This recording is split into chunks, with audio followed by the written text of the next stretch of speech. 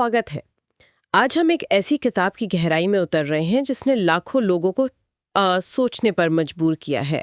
Napoleon Hill की सोचो और अमीर बनो। ये किताब आई थी 1937 में, मतलब महामंदी के दौरान। हाँ, और कमाल की बात है कि इसकी 10 करोड़ से ज्यादा प्रतियां बिकी। बहुत ज्यादा है ये। बिल्कुल।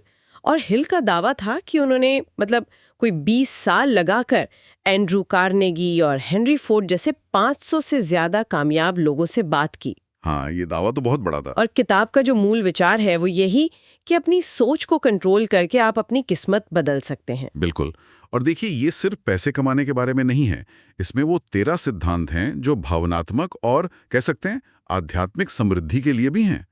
तो आज का हमारा मिशन है इन सिद्धांतों को समझना, किताब की ताकतों को देखना और हाँ, इस पर जो गंभीर सवाल उठे हैं उनको भी खंगालना। हाँ बिल्कुल। तो ये 13 सिद्धांत हैं क्या असल में? सबसे अहम शायद वो तीव्र इच्छा वाला है। सिर्फ चाहना नहीं, बल्कि एक जुनून। सही पकड़ा आपने।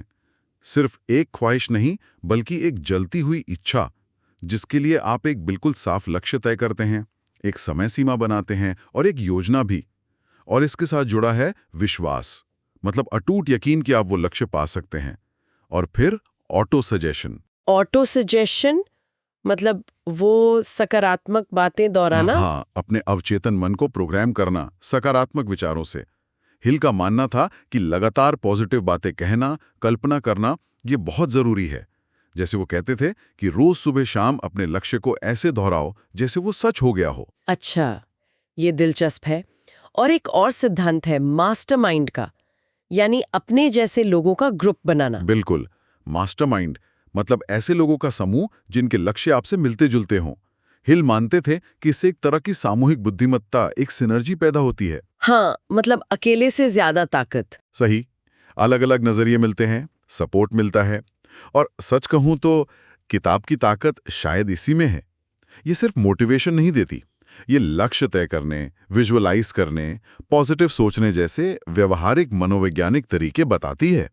और ये तरीके आज भी काम के हैं। हाँ, ये बात तो है।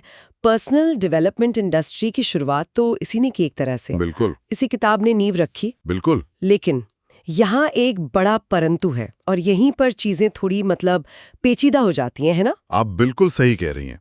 यहीं से कहानी थोड़ी पलटती है।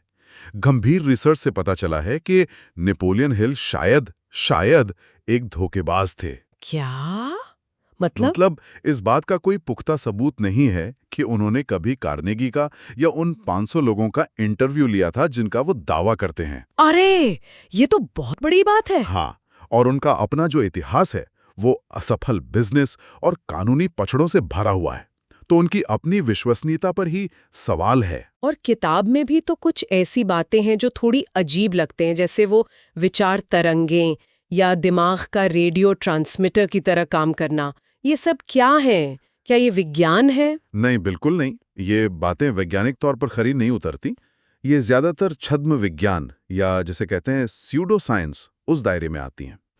और किताब में व्यवहारिक फाइनेंशियल सलाह भी कम है, ज्यादा जोर मानसिकता पर ही है। हाँ, ये तो मैंने भी महसूस किया। और ये भी देखिए कि इसमें 1930 के दशक की भाषा और उस समय के सामाजिक पूर्वाग्रह भी झलकते हैं। अच्छा। जैसे कि खासकर लैंगिक भूमिकाओं को लेकर वो आज के हिसाब से पुराने या आपत्तिजनक लग सकते हैं। और ये सिर्फ सफल लोगों की कहानियां बताती हैं। अच्छा। असफलताएं, किस्मत का रोल, बाहरी हालात, इन सबको लगभग नजरअंदाज कर दिया गया है, जैसे सफलता सिर्फ सोचने से मिल जाती हो। हाँ, ये तो है।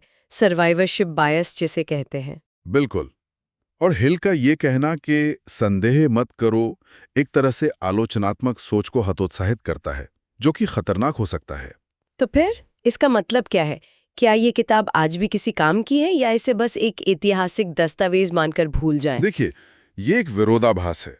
एक तरफ लेखक की विश्वसनीयता संदिग्ध है, कुछ दावे अवैज्ञानिक हैं, लेकिन दूसरी तरफ जो मूल सिद्धांत हैं, जैसे लक्ष्य तय करना, दृढ़ रहना, सकारात्मक मानसिकता रखना, ये मनोवैज्ञानिक रूप से वैध हैं और बहुत लोगों को उपयोगी भी लगते हैं। तो क्या करें? पढ़ें या ना पढ़ें? शायद इसे एक चुटकी नमक के साथ लेना चाहिए। मतलब जो लोग इसके रहस्यवाद वाले हिस्से को नजरअंदाज कर सकते हैं और इसे आलोचनात्मक नजर से देख सकते हैं, उन्हें शायद कुछ प्रेरणा मिल जाए।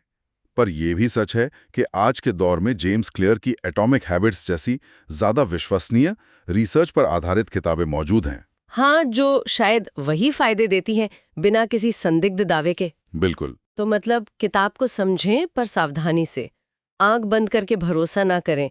शायद इसीलिए इसकी रेटिंग भी मिली जुली है, 5 में से 2.5, कुछ काम का पर बड़ी खामियों के साथ। हाँ, बिल्कुल सही।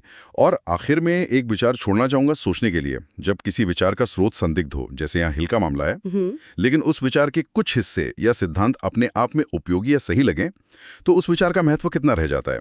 क्या हम अनजाने में स्रोत के बाकी एजेंडा या पूर्वाग्रहों को भी अपना लेते हैं? इस पर सोचने से शायद हमें जानकारी को परखने का एक नया नजरिया मिले।